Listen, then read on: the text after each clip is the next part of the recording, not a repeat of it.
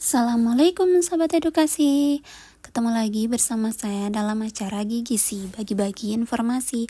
Nah, kali ini kita akan melanjutkan pembahasan modul yang ketiga. Topik yang pertama yaitu keragaman peserta didik. Nah, kita sampai pada tugas yaitu mengapa penting mengakomodasi perbedaan. Jawablah pertanyaan terkait keragaman peserta didik di kelas dan refleksikan pemahaman Bapak atau Ibu guru terkait materi keragaman peserta didik dan akomodasi yang layak pada dokumen berikut ini. Nah, kita download. Nah, ini dokumennya. Dokumennya ini kita ada 5 pertanyaan. Nah, untuk memudahkan kita ubah dulu dokumennya ke bentuk Word. Jadi kita bisa langsung mengeditnya. Nah, kalau sudah diubah ke dalam bentuk Word, nah seperti ini tampilannya. Kita tinggal menambahkan judulnya, mengapa penting mengakomodasi perbedaan, judul tugasnya, kemudian kita tulis identitasnya seperti biasa, nama, nomor UKG, instansi, dan LPTK.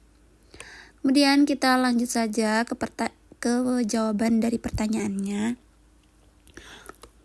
Misalkan nomor 1, bagaimana Anda memahami keragaman peserta didik di dalam kelas kayak gitu. Nah, di sini jawabannya bisa, ini kan tergantung dari teman-teman semua jawabannya. Untuk referensinya seperti ini. Untuk memahami keragaman peserta didik di kelas, saya melakukan beberapa hal sederhana. Pertama, saya mengenal latar belakang dan minat masing-masing siswa melalui percakapan dan observasi. Kedua, saya memperhatikan berbagai gaya belajar mereka, apakah mereka lebih suka visual, auditori, atau praktik langsung. Ketiga, saya mencari tahu apakah ada kebutuhan khusus seperti dukungan bahasa atau pendidikan khusus, dan berkomunikasi dengan orang tua untuk mendapatkan informasi tambahan. Dengan pendekatan ini, saya bisa menyelesaikan cara mengajar agar sesuai dengan kebutuhan dan preferensi semua siswa.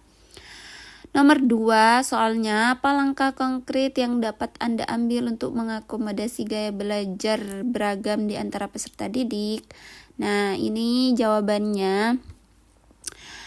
Nah, ini untuk pertama saya menggunakan berbagai metode pengajaran, kemudian menyediakan materi ajar dan format yang berbeda, kemudian mendorong diskusi kelompok dan proyek bersama.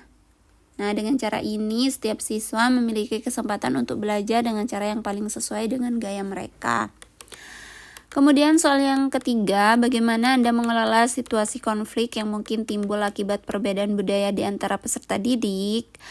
Nah, pertama, mendengarkan semua pihak dengan penuh perhatian untuk memahami perspektif masing-masing siswa, kemudian mengedukasi siswa tentang pentingnya menghormati perbedaan budaya dan membangun empati melalui diskusi kelas, kemudian mencari solusi yang adil dan melibatkan semua pihak dalam penyelesaian masalah. Yang keempat, apa strategi Bapak atau Ibu guru untuk menciptakan lingkungan kelas yang inklusif bagi semua peserta didik, termasuk yang memiliki kebutuhan khusus, yang kebutuhan khususnya tidak terlihat. Nah, di sini saya menyediakan materi ajar dalam berbagai format seperti teks, gambar, dan audio agar dapat diakses oleh semua siswa. Kedua, saya menerapkan metode pengajaran yang fleksibel seperti memberi pilihan tugas atau waktu tambahan untuk memenuhi berbagai kebutuhan belajar. Ketiga, saya menciptakan suasana kelas yang terbuka dan mendukung dengan mendorong komunikasi terbuka dan menghargai perbedaan. Seperti itu kira-kira jawabannya. Kemudian bagaimana Anda menyusun kurikulum atau materi pembelajaran mencerminkan keragaman peserta didik secara adil? Nah, di sini Saya memastikan materi mencakup berbagai perspektif dan budaya, termasuk contoh dan referensi yang relevan untuk semua siswa. Kedua, saya menghindari stereotip dan bias dalam materi ajar untuk memberikan representasi yang adil. Kemudian saya meminta umpan balik dari siswa dan orang tua untuk memastikan bahwa kurikulum memenuhi kebutuhan dan minat mereka. Dengan langkah-langkah ini, saya berusaha menciptakan materi yang inklusif dan relevan bagi setiap peserta didik. Seperti itu kira-kira jawabannya. Sebenarnya ini tergantung teman-teman, pengalaman teman-teman guru sekalian. Jadi tidak ada benar salah dalam pengerjaan soal ini. Oke, sekian informasi yang dapat saya sampaikan.